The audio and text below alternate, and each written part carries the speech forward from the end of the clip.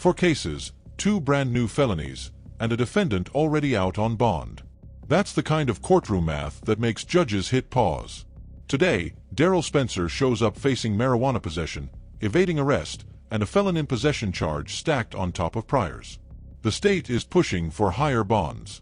The judge now has to decide, accountability today, or one more shot at freedom. All right, so you are Daryl Spencer? Yes, ma'am. And Mr. Spencer has 4 cases, 24 DCCR 1863 charged with possession of marijuana, 25 DCCR 1149 charged with evading arrest or detention with the use of a vehicle, 25 DCCR 1150 charged with unlawful possession of a firearm by a felon, and then 24 DCCR 0841 also charged with evading arrest or detention with the use of a vehicle. And the state has filed motions in those 2 newer cases, cause numbers 25 DCCR 1149 and 1150, to raise the bond in those, or increase the bond. It looks like the current bond in each of those cases is $15,000. The bonds on those 2 previous cases, one was $7,500 and one was $25,000. And Ms. Malfino, you may proceed. Judge, based on the fact that Mr. Spencer was out on bond, bless you, and then committed at least 2 additional felony offenses, we would ask, just based on the totality of the circumstances, the offenses themselves, the court raise all of those bonds and place them back in custody. And I will provide discovery to Mr. Kidmore on the 2 new cases. He indicates today that he's going to be hired on those, but I have you on all of them, right? Yeah, I'm on all of them. Okay, I'll make sure. If everyone will give me just a minute, I am going to take judicial notice of the court's files and all of the cases, which include the probable cause affidavit in those 2. Well, all of them. Give me just a second to. Just to be clear, the offense dates on the 2 new offenses are after the other 2 offenses, is that right? Yeah, so the offense dates on the 2, we've got the possession of marijuana offense date of February 15th of 2024, and the evading arrest or detention from March 2nd of 2024.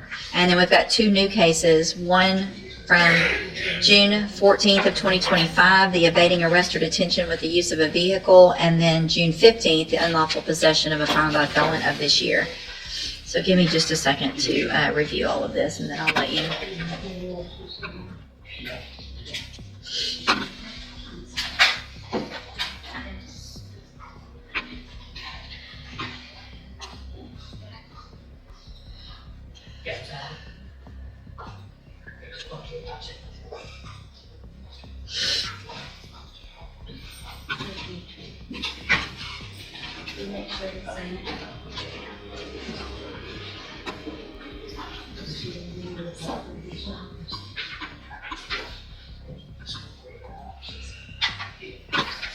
Sorry, I should have had these done already.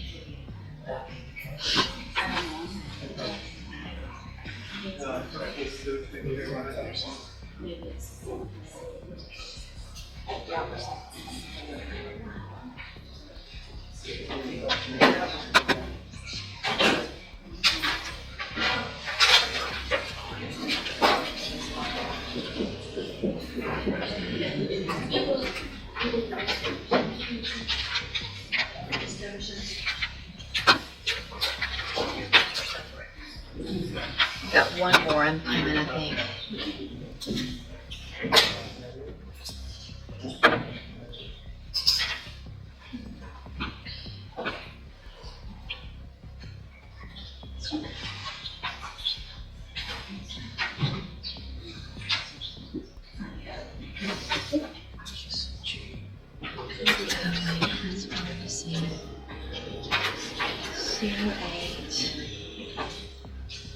All right, so let's see.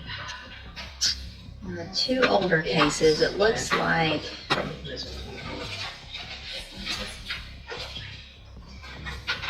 bond was made May 24th of 2024. So he was definitely out on bond on those when the 2 new. I should have one more.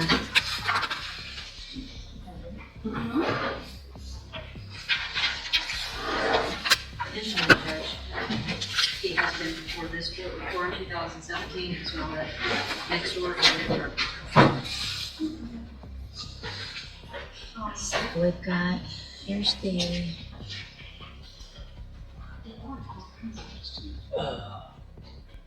We're gonna just go with the Class A amount.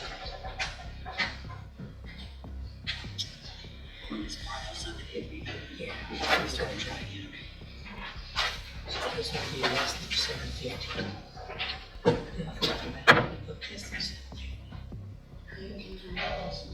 Yeah, yes, you can just do it. Class A. Yes. Let's do it. That's it.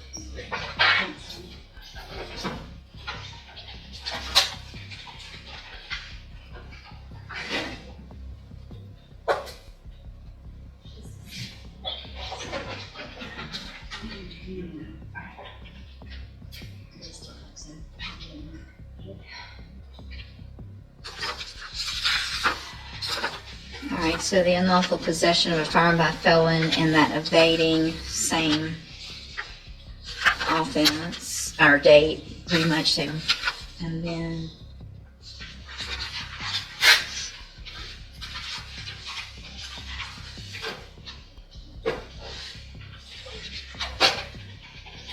okay, I should have another one. I should have one. Is there not anything else I printed? I know. I should have three. These two are the same, but I should have this one and another one. I thought okay, hold on. All right. You did. I'm just trying to find the PCs from the, I'm trying to look at the underlying PCs as well. So give me just a second to pull up the, which one is, what am I trying to Well, find? it's the same, probably the same PC for each case. Evading 0841. I didn't just print this one.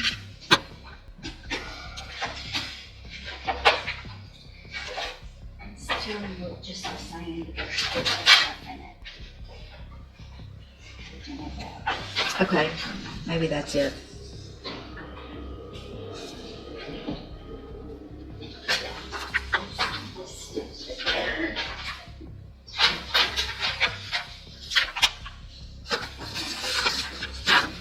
Why did it do two? What's happening? Okay.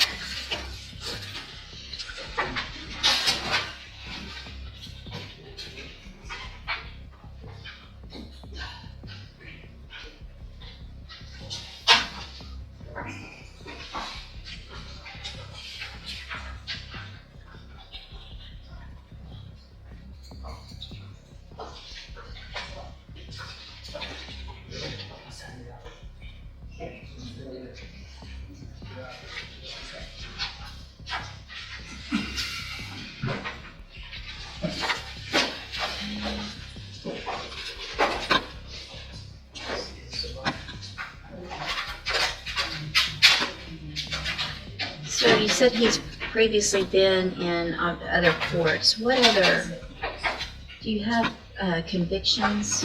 I do, Judge, I do have a conviction in this court from May of 2017, 9 months in the state jail for engaging in organized criminal activity. Also, it appears that in 2017,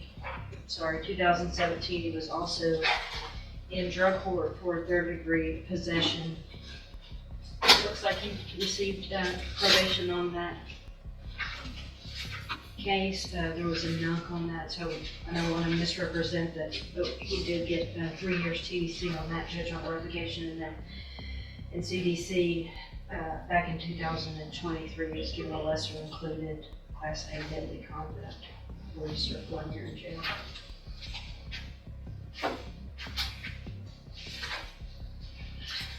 Mr. Kimler?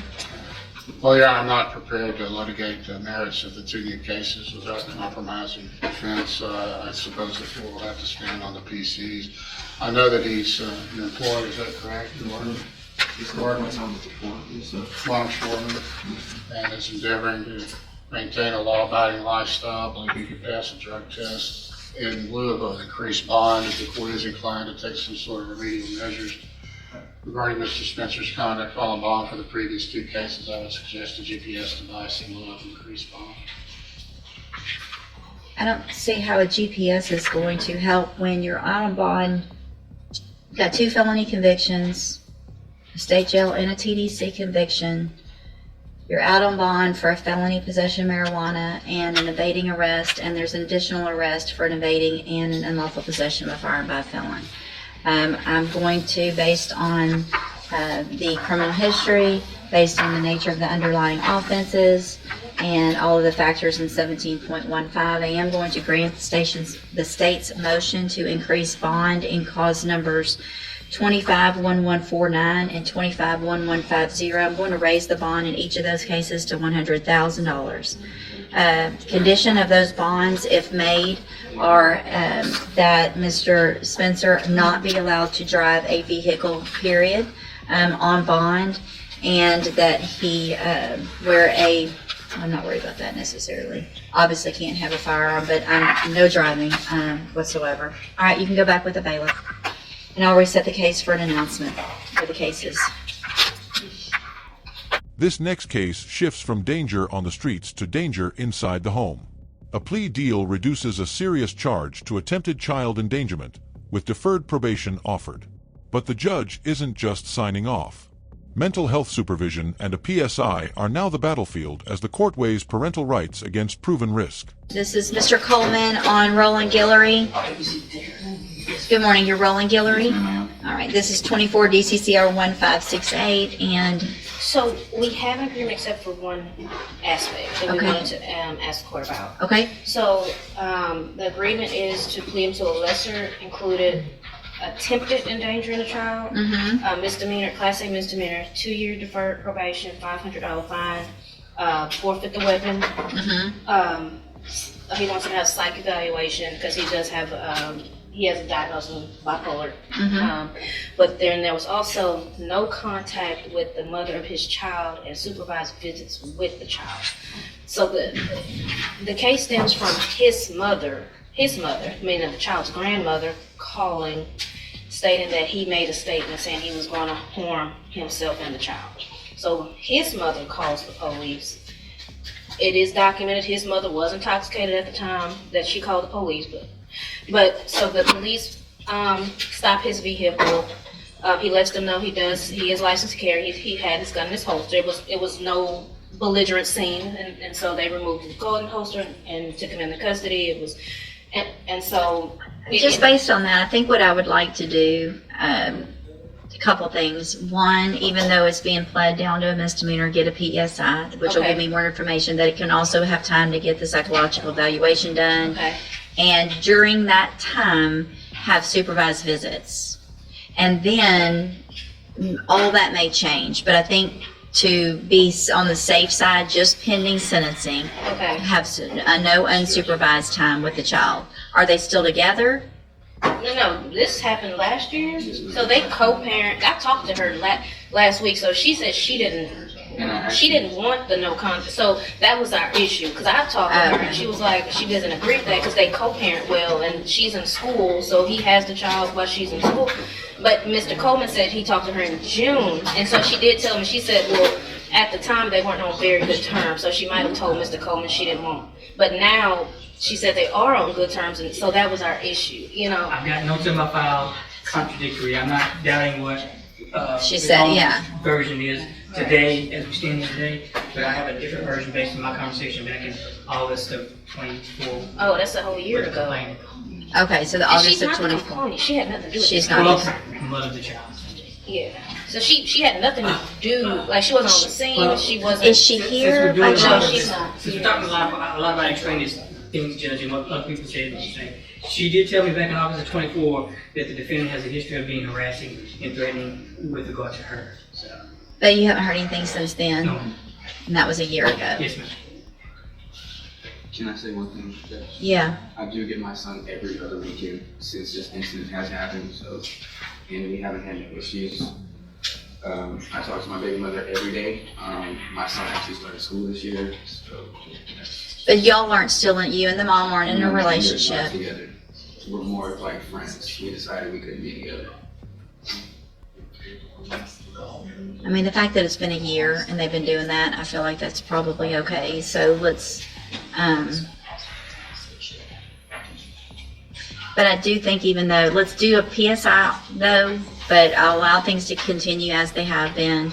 And then, have you been receiving any treatment for any diagnosis I did that go you? to spinal tap, and I did get prescribed some medicine. I got prescribed some sleeping medicine, some bipolar medicine, and antidepressant medication. And are you taking all that regularly? No, ma'am, not currently. Well, that causes me concern. So, I haven't been on it in more than 6 months. why?